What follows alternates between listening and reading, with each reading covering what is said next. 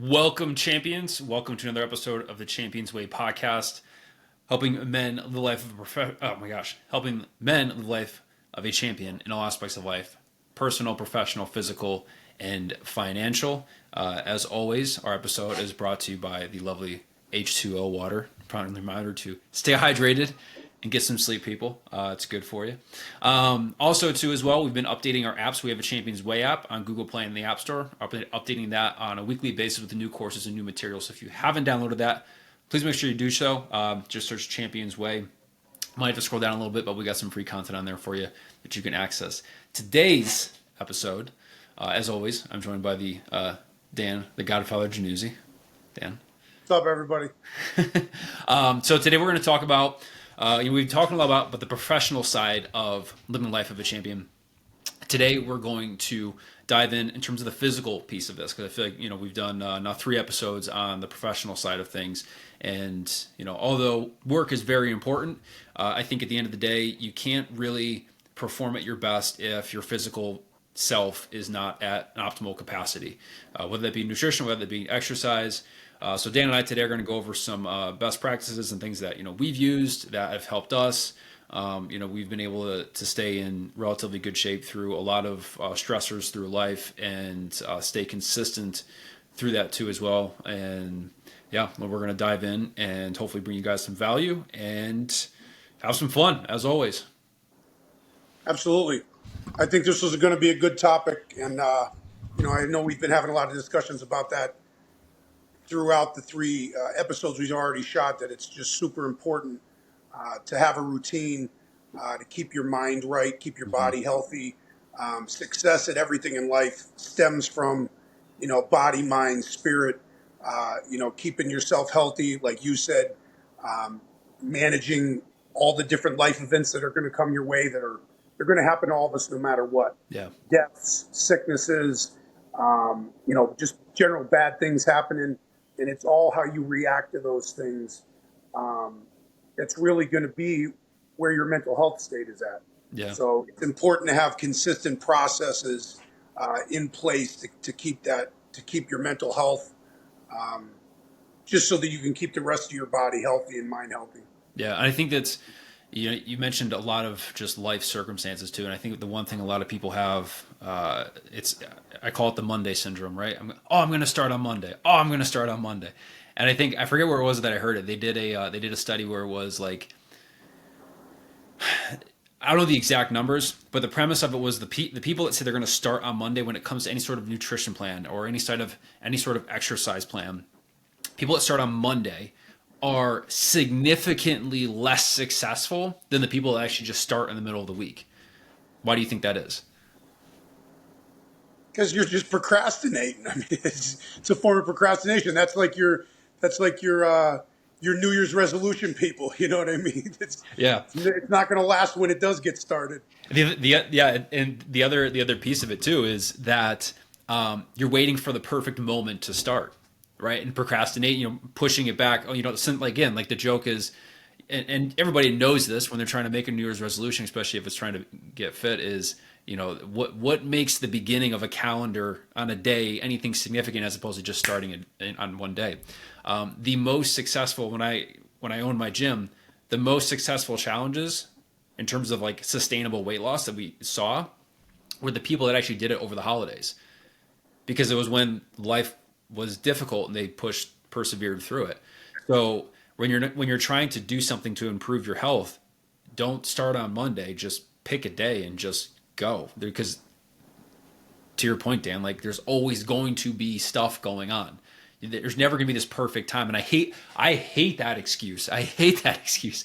Like to a T. Oh, well, I have this and this and this and this going on. And it's like, what do you like? Do the clouds need to disperse and the sun needs to shine and it needs to be like 70 degrees with no humidity for you to do something? Like life is difficult. There's always shit going on, but you can't find a perfect time. The funny thing about that is, though, 2 things. One, as you were talking about that, I'm thinking back to when we both worked on the ground floor, so to speak, in the nutrition industry, and we're dealing with customers on a daily basis, walking and asking questions.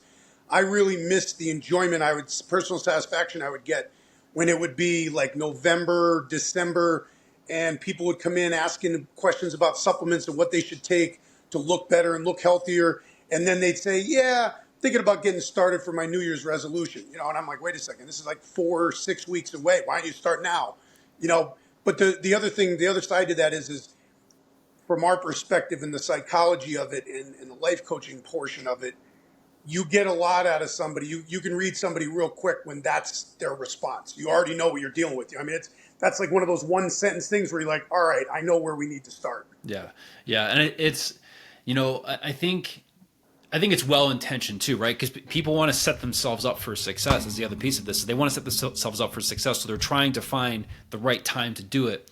But the problem is if that becomes a routine excuse, it's kind of like if you're you're in the dating world and all your relationships are failing, and you're like, well, it's that person, it's that person, it's that person. Well, at some point you got to point the finger and be like, well, maybe it's you. And it's that same thing. It's like it's well intentioned to start at the right time. However, if you're constantly doing this over and over and over again, you have to point the finger back and say, well, maybe it's me. And I think a lot of people know this. So then it comes down to like, what are the next steps to take?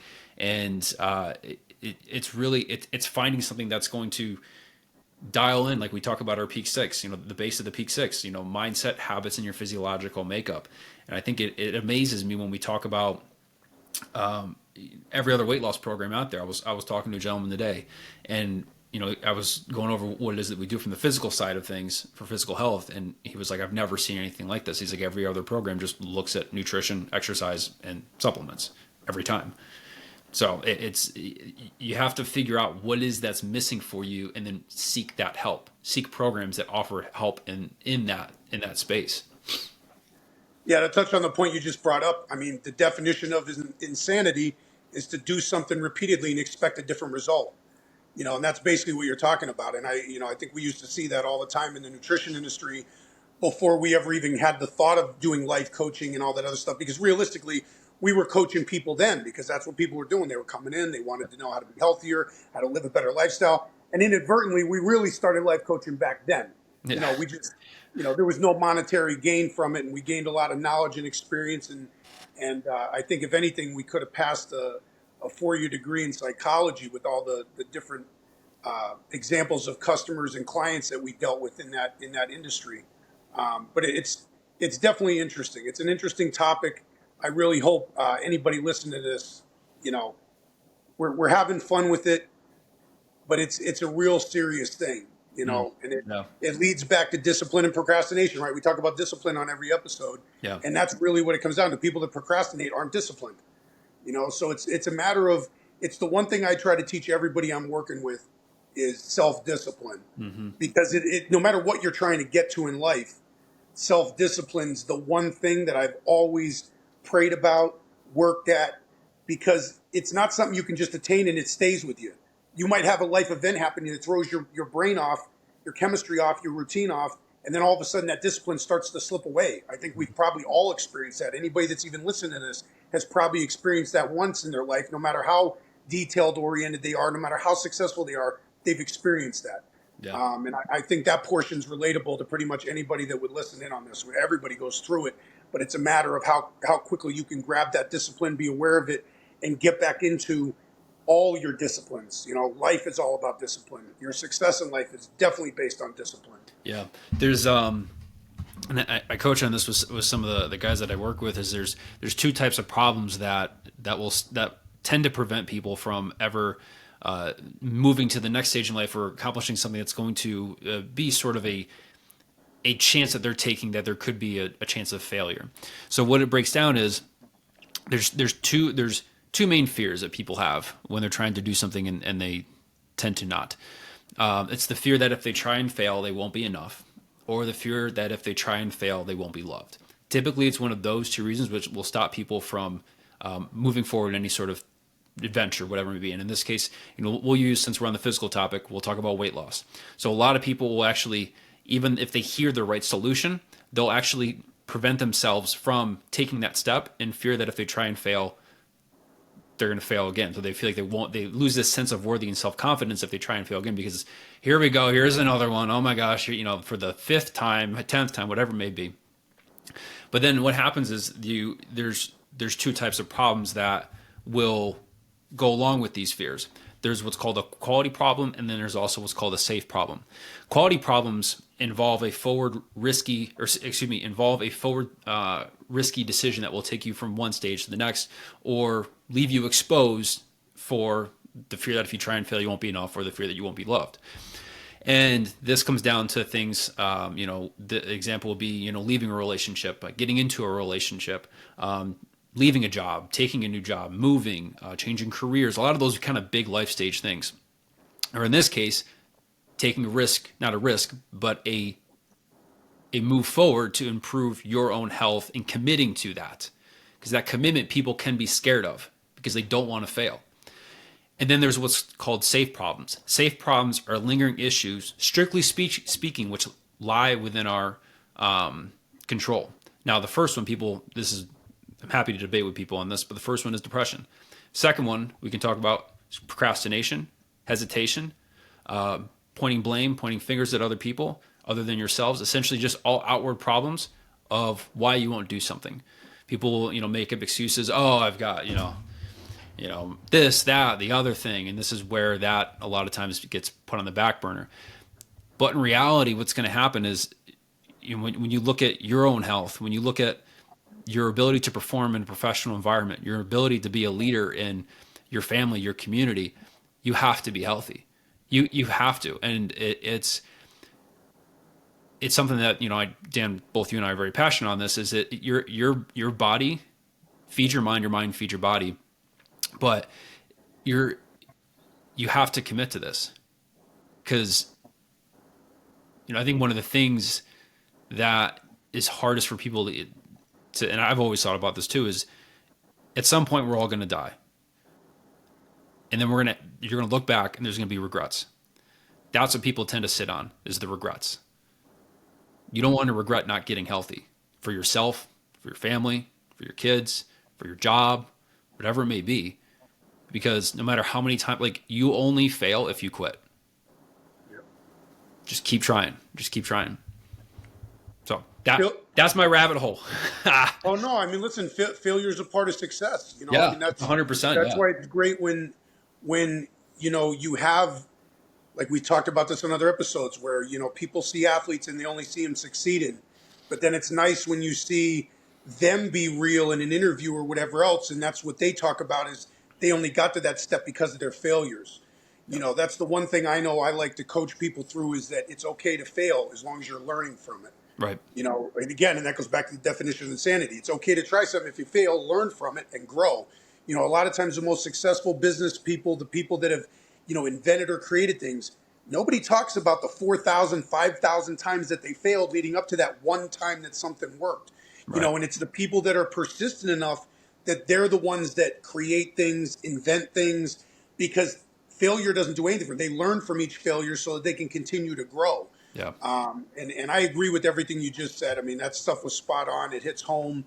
That's, to me, doing what we're doing now, doing this kind of stuff, the lifelong journey of how we ended up getting to the Peak Six, and, everything that we've learned about taking care of our bodies and minds. To me, right, we're in the era of anti-aging.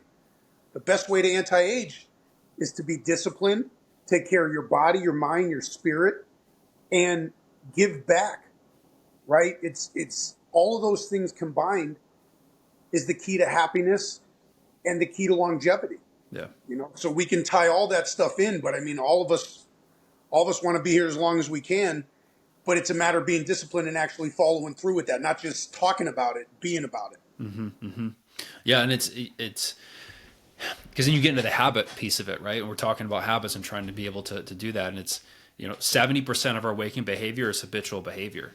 So if you have a struggling, your mentality and your mindset's off, it doesn't matter how many workout programs you try. If that's not dialed in, then you're missing out on your physical health, and you're going to continue to go back to old habits and old patterns. And the reason being is because they feed different needs that we have. And that's a topic for another conversation, but it's vitally important. And I think, I'll stop there. If anything you want to add, because I was about to get off on a tangent on something else. That's okay, man. Go off on the tangent. I mean, everything you're bringing up is spot on. People need to hear it. Yeah, I think the one thing I want to kind of address is from a nutrition standpoint, right? Because everybody always asks, what can I do from nutrition? And I think, I know Dan, you get this question is like, well, how should I eat? What should I eat? And should I do keto? Should I do vegan? Should I do vegetarian? I will be the first to tell you that on this podcast, we will never recommend vegan. We all love our meat here. um, and we love our bacon, we love our steaks, and yeah, we love our protein. But anyways, so from a nutrition standpoint, one of the things we want to look at is how does your body react to the foods that you're putting in, right? This is kind of if you want a general thumb, if you want to like a one liner, if you're putting food in your body and it makes you feel like shit, stop eating it. It's really it's simple as it doesn't matter whether it's vegan, it doesn't matter what's keto, it doesn't matter. It doesn't matter if you're eating grass. Like if your body feels like crap when you're eating it, stop eating it. And if you have a unique food sensitivity, roll with it. Because like, I'll give you an example. My body doesn't like eggs. I ate eggs like a fiend when I was working out. When I was in my mid-20s, I ate like eggs by the dozen. And come to find out, once I realized eggs were causing a problem, it made a world of a difference for me. So, from foods, if you're eating it and it's causing brain fog, constipation, indigestion, achy joints the next day, all this stuff can be associated to just inflammation within the body. So when you're eating, that's like, if that's a one line you want to walk away with, you want a fad diet, stop eating shit that your body doesn't like. Amen, man. That's a huge point. That's why I always hated when I would see people that were trainers. I don't even want to call them, but false nutritionists. Where they're just sticking people on a standard diet. Yeah. No one person necessarily. Everybody's different. So like you're talking about the egg thing. If I eat dozens of eggs, I just get lean and shredded. Yeah. So it's like it's a completely different, and my body feels amazing on it. And nobody would necessarily look at the both of us and say, "Well, why would you not?" Because everybody's body's different. Everybody's body reacts to different foods in a different manner, and that's why you have to pay attention to your own body. Yeah. Even when I suggest diets for people, it's a very generalized thing, and that's what I say to everybody: as you're eating this stuff, pay attention to how you feel.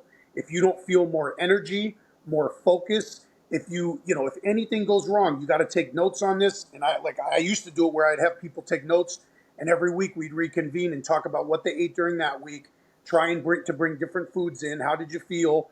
And go back and try to hone in their diet. Not everybody has the money to go out and spend a couple $1,000s on a food allergy test to tell them what their body reacts best to, but I think the best experience is by people trying out foods, try them out for, a week straight, using them, maybe every day or every other day, and see what your body feels like. Yeah. Yeah. It's so true. Yeah. The other thing too, I'm gonna tell if anybody that's listening to this is the government. Don't listen to the government in terms of what's healthy and what's not. Okay, please don't. For the love of God, please don't listen to the government what they tell you. Not that they're completely wrong, but every person's like fat. I think a lot of us remember right when we were all told fat was bad. Right? You remember those? Remember those days? Yeah. Yeah. Yeah. No, that's all of a sudden it's the in thing. Yeah, like fat is your body needs fat. Your body needs fat for hormones. Your body needs. A lot of people don't realize that, the cholesterol is like the source of a lot of our hormones, like testosterone and all these important hormones. And people, they have you on cholesterol blockers and telling you, cholesterol's horrible. In reality, only 1% of the dietary cholesterol you eat actually ever ends up in your bloodstream. Enjoy your bacon. Enjoy your eggs, people. It's okay. Yeah, I mean, listen, for men especially, I mean, the number one, I would say the top two causes for men dying young is probably heart disease and something to do with their prostate. And both of those things are heavily controlled by your hormones, and your hormones are heavily controlled by fats. Yes. So get your fats right. Yeah, I love it. And then I think, from an exercise standpoint, it's, I think kind of a rule of thumb, an easy rule of thumb for this is just like, if it hurts, don't do it. Like if you're getting tingling, if you're getting joint pains, like there's no, Dan, you can give me your 2 cents on this, but I always tell people is, if you're not, unless you're getting paid to be injured and hurt, have your joints hurt, don't do it. Because at least for me, I'm more worried about picking up my daughter and being able to run around and enjoy myself and not being in pain. So I don't know. Do you have anything you want to add to that? Oh no, I mean, as you literally were saying that, I was thinking about this time. Oh man, I mean, this has got to be 16 or 17 years ago, and Jay Cutler, the former Mr. Olympia, was in my hometown, and I got about to spend about 2 hours with him when he was doing an event. When he got done with the event, because I knew the guys that were running the event. So when everybody cleared out, I got to hang out and just talk to him. And at the time, I was still attempting to be a competitive bodybuilder, still putting myself through weights that I probably shouldn't have been doing, created some of the injuries I had. And it's the one thing that stood out to me. He was like, I wouldn't be doing this to my body if I wasn't getting paid. Yeah. And it made me think. I was at least mature enough at that point to think, yeah, I mean, he makes total sense. I'm not getting paid to do this. Why am I beating myself up? Yeah. You know? And just to hear it coming from somebody like that, and the way you just said it, it just made me like all of a sudden remember this moment from like 16, 17 years ago. Yeah. I mean, it's so true because I think we like that. There's an element as men when we lean into difficult tasks. There's actually an element of pleasure to it. It's why guys actually enjoy some of this difficulty, and sometimes we're self-sabotaging and make things worse on ourselves. Self-masochizing. Is that a word? I understood what you said. I'm not sure if it's a word. We'll have to get somebody on here to confirm that or not. But so I think there's an element of that we want to push through that pain because we've been taught, right? No pain, no gain. But in reality, unless you're getting paid, your joints shouldn't really be hurting you because you can. And I think this comes down to a lot of the instant gratification society that we live in, and especially the Instagram posting, all this stuff. Like, and it goes back to discipline, like you were talking about. You just have to stay consistent and take your time and realize that, living the life of a champion isn't a moment; it is a way of life. And when you do this in a consistent manner, you'll reap it's compounding interest is essentially what it is over time. So you can still make gains without having joint pain, without having back pain. You have to do it strategically and intelligently because it's not just going into the gym and ripping it. Although many, not to say there's days that it doesn't happen, but like you can't, I mean, we're not in our 20s anymore. We can't just go slinging weights around like we used to. No, and I think a lot of it is people don't understand and now because of social media, it's so popular for people to watch. We're getting to see way more than we ever got to see before. So now, people are taping their workouts. You got pro athletes taping their workouts, and you see the way they're working out. And then you get a group of people that are uneducated about the stuff, or maybe just they see it and they go, well, I can go do that now. Maybe because they're younger. I mean, when we were younger, we all thought we could do things that looking back on it now I regret doing. But it's this generation that's posting that stuff, and you don't realize that all the recovery that goes into these guys working out. You'll see them work out hard for 2 hours, but you don't understand the time leading up to that 2 hours and the several hours after that. They were probably getting all this high-level recovery stuff.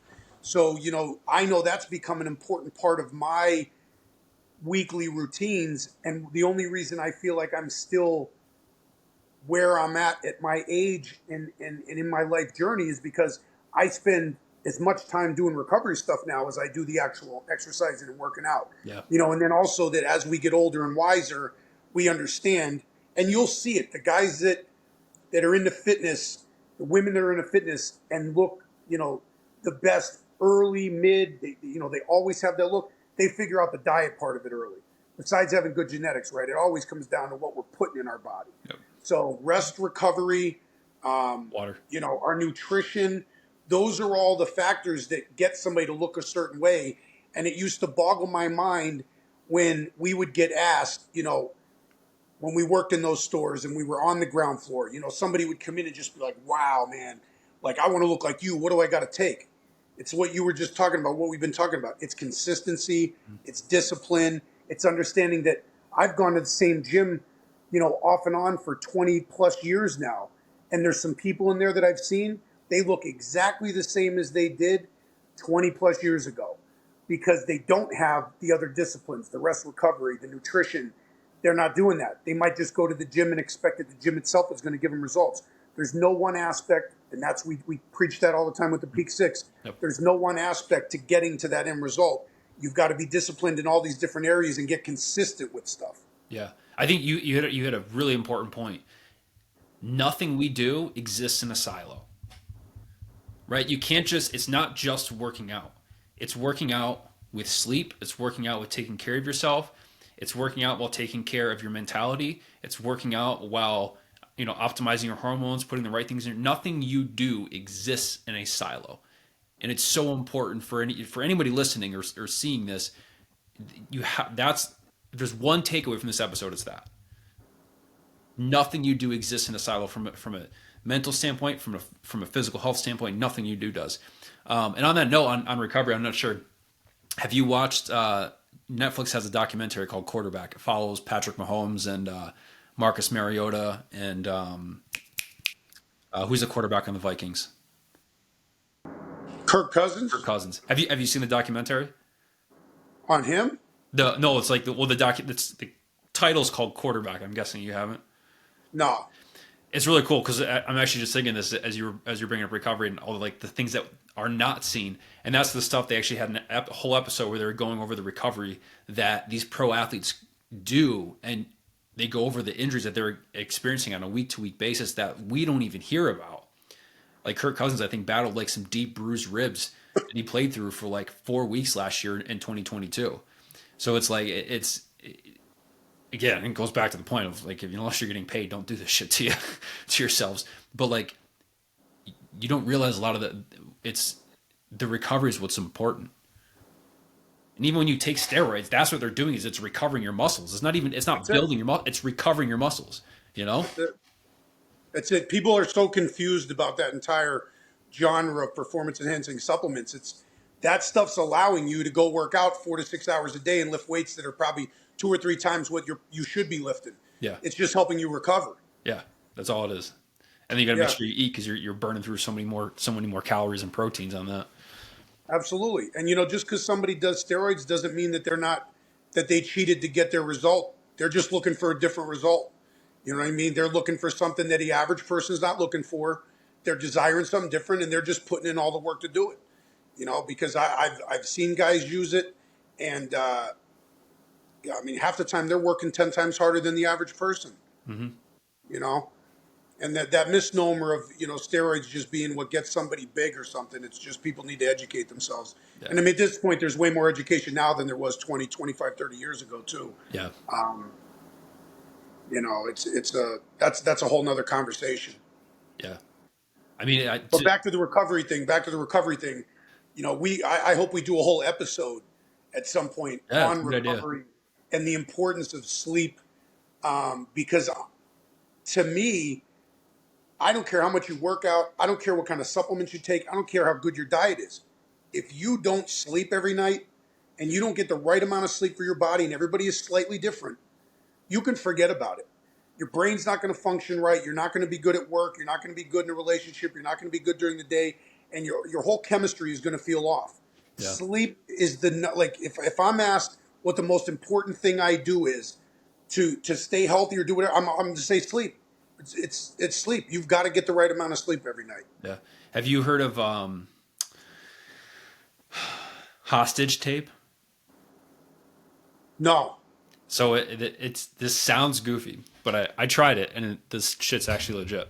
So what it is it's I think it's like KT tape, is what I'm having looked at it now, but it's tape that you put over your mouth while you sleep, so you only breathe through your nose when you're sleeping. Have you heard of this stuff? No, it's interesting. Because they've done studies, so there's I think it's close to a 15 to 18% increase in oxygen uptake when you're breathing just through your nose as opposed to mouth breathing. Because a lot of us when we sleep we're like, and that actually disrupts a lot of the sleeping. And so I'm curious. I spent the money, bought this stuff, and even when I'm tracking my stuff, my recovery is always better when I have the mouth tape on. And you look fucking goofy as shit with it on. Because you put it on your mouth and you're like, like, you can't talk, you can't say anything. I try and call my dog, I can't call, I can't do anything. But I sleep better. I wake up more alert, and it, stuff works. It's amazing, like you were talking about the Whoop. It's amazing when you get people to track that stuff. You really start to correlate on days you feel better. When you look back, you had better sleep. Yeah. There's no way around it. You had better recovery, you had better sleep, and all of a sudden you have a better day, more energy, you're in a better mood. You don't even know why, just because Yeah. you got better sleep. And that's the one thing that ties back to healthy fat intakes, proper hormone balance, because when all those things are off, you then don't sleep. And it's why I always wondered as a child, I got curious about all this stuff even as a kid. Hmm. I always wondered why, my grandmother only slept 5 hours a night. I always wondered why, my dad only needed 6 or 7 hours of sleep. And when I was a kid, I needed like 10 or I felt like crap. Now as I've gotten older, I feel like my sweet spot's probably around 7, 8 at the most. Anything past that, I think I've slept too much, especially if I've got good sleep. And, if I have a night where I only get 3 hours of sleep, I feel terrible. I feel terrible. I feel like I can't focus on things. Yeah. I'm not, I feel weak. I don't feel strong. Everything feels off when I have a bad night's sleep. So I know we went off on this sleep tangent, but again, Oh, like it's in important. everything we do, in our coaching and everything else, it's like sleep is a big conversation no matter what. Yeah. Yeah. So Yeah, I mean, there's four types of stressors in life, and one of them is your sleep cycle. If you don't have the right sleep cycle, because this is what throws a lot of people off is like you should be going to bed and waking up at plus or minus an hour the same time every day because your body works off of a rhythm.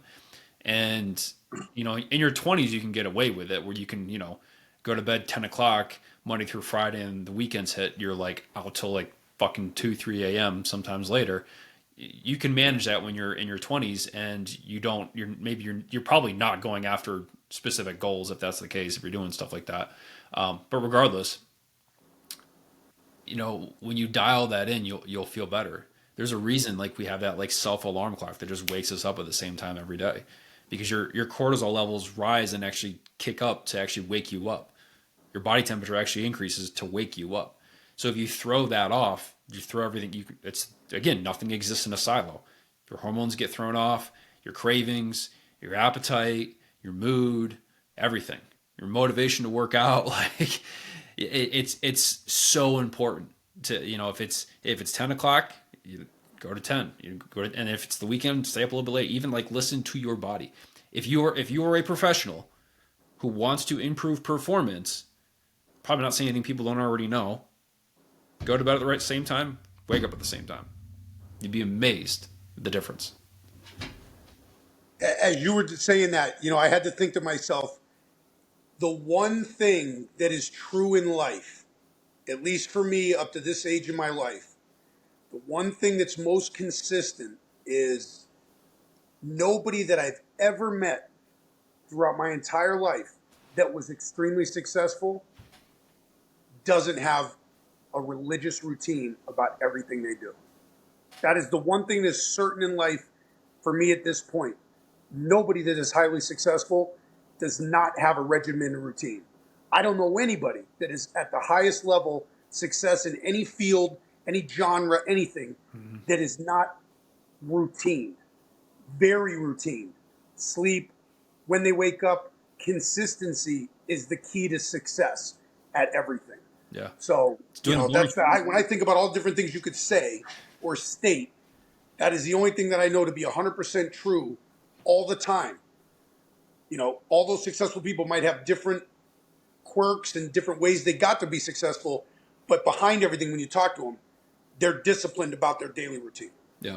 It's doing the boring work, and I mean, I think I'd be lying if there's moments where like I don't want to do it. You know what I mean? I think it's human because it's that boring shit that nobody listens to you for. Nobody, no, you can't post on Instagram. Nobody wants to listen to you talk about it. Really, it's the boring stuff that's most important. Yeah, and you just think that makes me want to start posting that stuff now. So then everybody could be like, well, why, that's boring. Why do I want to see that? Because these are all the things you have to do to become successful. Yeah, maybe we should start doing that. We'll just screenshot when we're going to bed and waking up. I think yeah, I think Jocko. I know Jocko Willing posts every morning when he's working out. He takes a picture of his watch and he'll post it whenever he's the mornings he wakes up. Maybe Yeah, because you can't be successful without that everyday routine. nope. You can't be getting up at 9 o'clock one day, 6 o'clock the next day, 7:30 the next day, going to bed at 10 one night, 2 o'clock in the morning the next night. That's why for anybody, man, nobody highly successful is out partying without running into a lot of problems because you got to go to bed at a certain time every night. Yep. And that's a whole nother episode to get into, our Andrew Huberman stuff and, talk about the proper sleep and when you're supposed to get to sleep. But I notice it. I mean, Yeah. I need to go to bed in the same window every night. If I stay up past that for any reason, doesn't matter if it's work, I'm focused on something good, my routine is slightly off the next day. And us even talking about that, we still go through it like you said. There's days you don't want to do it. There's days where you're like, oh man, I woke up, half hour later than normal. This is going to throw my schedule off. That goes back to perfectionism. We can tie all this stuff in from every episode we talk about that but it's a matter of immediately putting yourself in check and putting yourself right back into those disciplines. Yeah. Yeah. Oh man, I had a thought and it just escaped my mind. What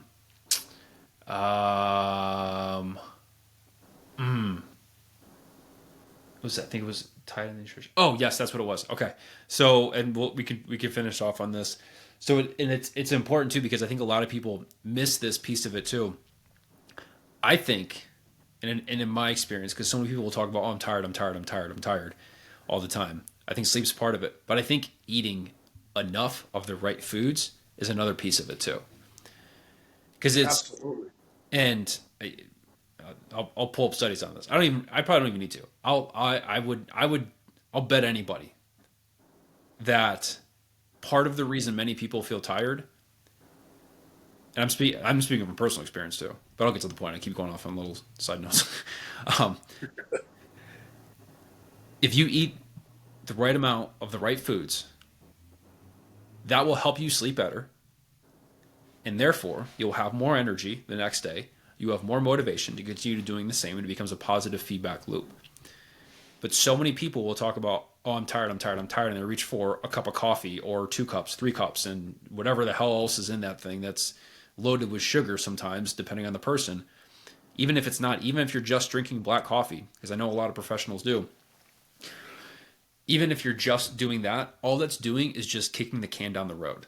You're just delaying stuff. Caffeine is all it does is it prevents you from feeling tired temporarily, but then it comes back in full force once that's done.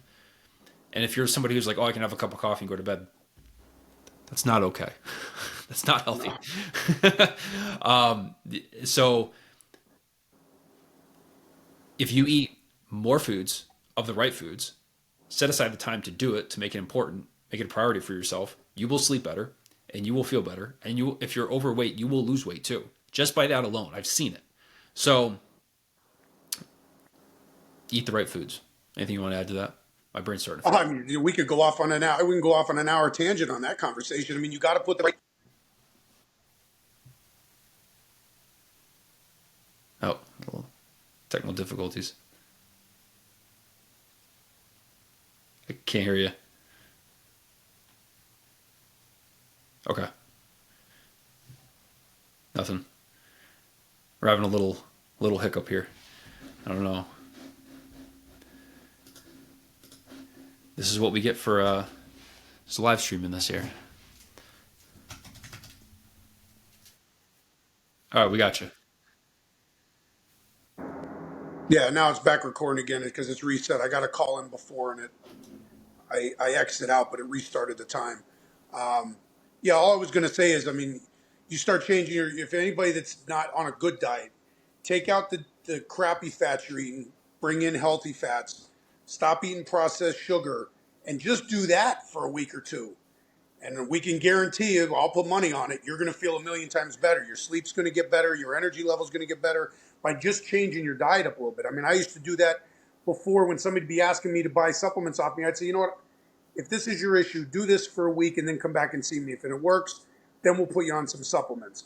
Because if you can get somebody to see a result immediately off of just changing their diet, that's ultimately, you never want to put somebody on, recommend supplements or recommend anything else if they can't do something basic like, hey, do this for your health. Mm-hmm. Just cut one or two things out, bring these two or three healthy things in, and then see what the result is. And then that's usually going to give somebody enough motivation that they want to keep going.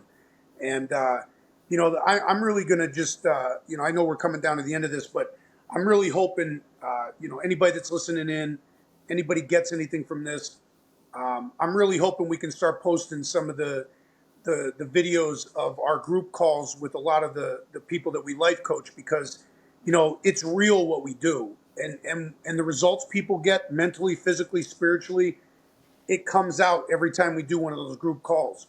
Some of the experiences people get, how thankful a lot of people are that just us honing in some of the things they're doing in their life. I mean, I think all of us need it. Yeah. Every time I need to catch up, I call you. You need to catch up, you call me. I mean, everybody needs that somebody that can help bring them back into their zone, so to speak, to be on that right path, because we all have hiccups, we all have life events happen, and it's very important. And I really look forward to anybody that's getting anything out of these calls, that listens in, as we start being able to put out a lot of that stuff. It'll be really good for people that are enjoying these to jump on any of those group videos. Even if it's people just expressing themselves and just seeing it from their own experience, something might correlate that they relate to, and it might help them. Yeah. Yeah. That's agreed. You're kind of, I was going to finish this off is that, I think the biggest trouble people have when it comes to exercise and nutrition is the habits and the consistency and the motivation. So if that is something that that is of trouble for you, that is the number one thing that we solve here from the physical piece here at Champions Way. So you can visit us at championsway.life as the web address, and that'll take you to our membership site. You can create an account and then start going through the free content that we have there. And if we want to talk further, you can always reach out to us. But we're coming down on time here. Any last words, Dan the Godfather Januzzi? No, man, I think I got that out. Like I said, I just hope everybody's getting something from this. I think the content's going to keep getting better and better as we move forward. We start bringing some guests on here. I think we're going to have a lot of good information for people. And again, I hope this just benefits at least one person. I think that's how I've always worked in my life, trying to help people. As long as it benefits one person, then what we're doing was worth the time and energy that we're putting in to do it. Amen. Cool. All right. Till next week, ladies and gents, be well.